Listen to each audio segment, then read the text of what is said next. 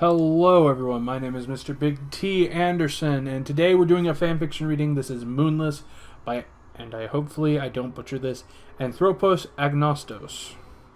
If I butcher it, I'm sorry. I'm probably going to butcher it a couple more times, but yeah. This is fanfiction. This is in the Stargate fandom, so yeah. This is another show. I actually found out there's two shows. I'm like, ugh. So I actually had to go through my crash course of looking at characters like, okay, fine, I can work with that.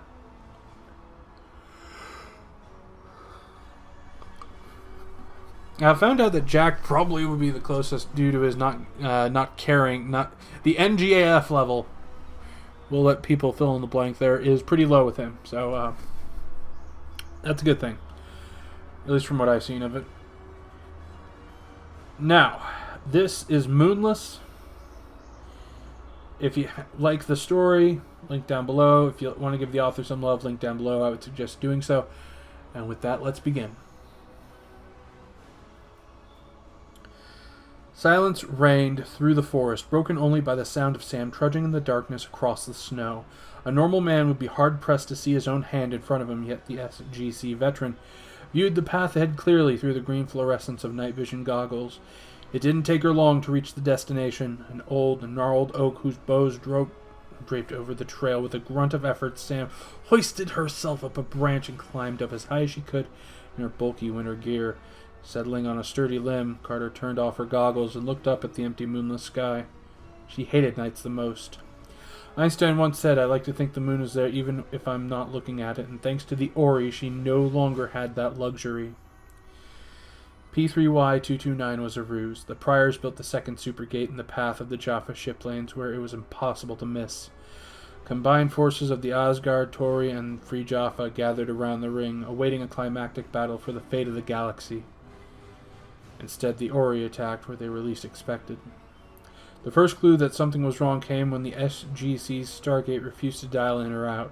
Just a few hours later, the world's media was flooded with reports of a mysterious blue spot appearing on the moon. No one was sure how the Ori managed it. Sam figured it was as simple as sending a Prior to the moon and an Al-Kesh with a Stargate. Whatever their methods were, they turned the moon into the third supergate. By the time the fleet arrived, it was already too late. Most of the lunar surface was covered by the Ori's cobalt force field. What was left of the white spot shrinking by the minute. Carter watched helplessly from Korolov's bridge. With a flash of light, Earth's light was crushed beyond the Schwarzschild radius, forming a black hole that powered a supergate. After that, all hell breaks loose. Sam stopped her reminiscing as something caught her attention. A single light shone in the darkness, bobbing and weaving between the trees. Quickly removing her rifle, she peered through the scope for a closer look. 5 Ori soldiers tracked through the wilderness, walking with a clear purpose by the light of a lone lantern. Shuffling alongside the Ori commander was an alien creature Carter had grown to despise. A short, stout animal with tawny fur, ape-like body, and a shark's head. Native to the Ori galaxy, the Crusaders called them the Venators. Sam called them ugly bastards. The beast constantly flicked a long tongue from its toothy maw, tasting the air like a snake. Even at this distance, the alien bloodhound could pick out her scent. Carter knew her time was short. With the flick of the finger, she switched the safety off the Vintorez rifle. Inhaling a deep breath, she pulled the trigger and watched the Venator double over from a gut shot. His master didn't even realize what happened before a subsonic bullet tore his chest open. The remaining soldiers panicked and fired their stabs wildly without even realizing where the enemy was hiding. After squeezing the trigger 4 more times in quick succession, Sam shouldered her rifle with grim satisfaction and gave a silent thanks to Colonel Chekhov. The Russian Vintorez was Chekhov's parting gift to SG-1, a lightweight, silent sniper rifle that ended up saving their life more times than she could count. Dropping down from the tree, Carter made her way to the bodies to strip them of anything useful. A year ago, such an act would shock or disgust her. These days, few things did. The Battle of the Supergate was a slaughter. The combined firepower of the 2 Daedalus cruisers, a dozen Free Jaffa hot-talks, and even an Asgard warship were no match for the 4 Ori motherships that emerged from the gate. They tore through the defenders like a hot knife through butter, yellow beams cleaving shields and obliterating decks in a single strike, as swarms of agile ovoid fighters swatted F-302s and death gliders from the sky. In the end, out of the 15 ships sent to protect Earth, 12 were reduced to orbital rubble. To the surprise of everyone on board the surviving vessels, the barely functional Korolev, Kvasir's flagship, and a free half a Hatok missing half its superstructure, Crusaders didn't attack Earth itself. They simply didn't have to. On the planet, millions of people who knew nothing of the Stargate or the Ori just witnessed the moon vanish. The whole world was gripped by panic, and within hours thousands of people were dead from riots, discord, and mass suicides, and it only got worse. As long as life existed on Earth, the moon was always there. It governed circadian rhythms, it controlled tides, it affected the tilt of the planet's axis, its rotation, even the orbit around the sun. Its gravity tugged on the molten core beneath Earth's crust, and all of it now was gone. Tokyo disappeared beneath pyroclastic flow. Central Europe was wrecked by cold fronts that saw whole cities encased in layers of snow and ice. Unseen before, heat waves set Congo alight with forest fires, billowing clouds of lightning, and hot ash spread across South America as the Andes exploded with volcanic activity. No one knew exactly how many died, but by the time the Ori returned to Earth a year later, the population was cut short by a few billion. Jack was still asleep when Carter returned at dawn at the old ranger's cabin. Quietly shedding her coat and gear, she tiptoed toward her former commander. The old fold-out couch had seen better days, creaking and groaning as Sam laid down beside the sleeping man. "Any trouble?" O'Neill asked automatically, still half asleep. Sam sighed. "They found us again." She hugged her lover from behind, enjoying his warmth after the night's events. "A squad came this way. I hid the bodies, but it won't be long until their commander realizes their scouts are overdue."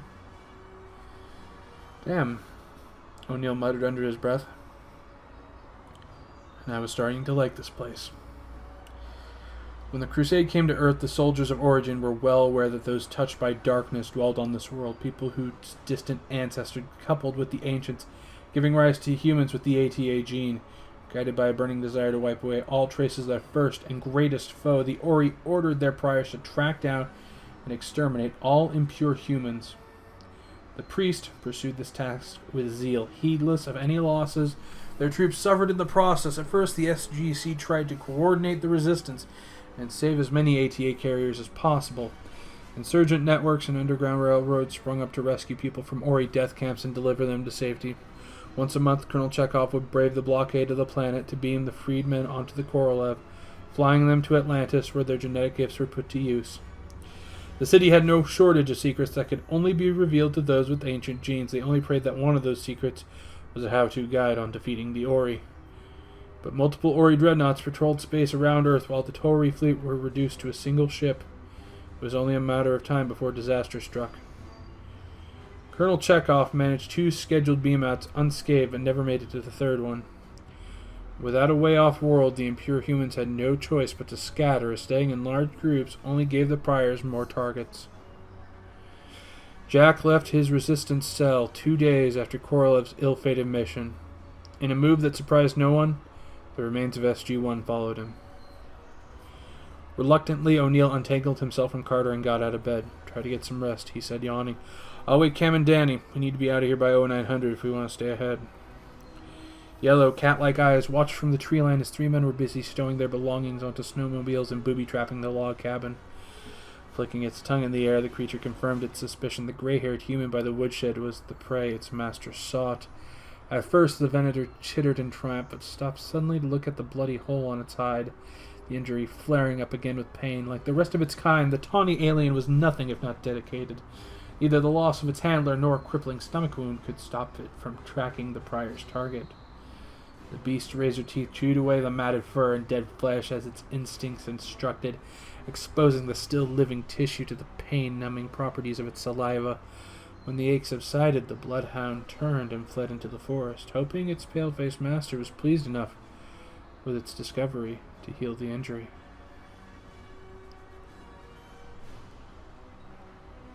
And that was Moonless by Anthropos Agnostos. Now,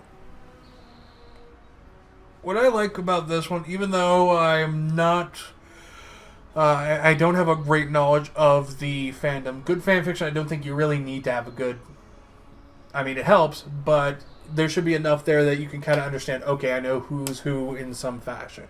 I know that Jack is probably the guy that, if he says jump, they already know how high. move my cane. Sorry. Sam probably. She seems like the. I don't want to say mother of the group because she's. It doesn't feel like she's not, but she seems like almost like a tactician. Not like cold, but she's very withdrawn at times when she needs to be. And over time, she's had to be more so. But otherwise, it was a good fanfiction. I liked it, and I hope that the author, Anthropos Agnostos, and anyone who has heard this, I hope you guys enjoy it. Links down below. Give the author some love. Give the story some love. Otherwise, the story nor the author know what they're doing. And with that, thank you for reading or watching. I don't know how to say it. Listening, I guess, would be the best one, but thank you anyway for joining me. If you enjoyed this story, you enjoyed the readings, please let a friend know. Let someone who you think would enjoy this.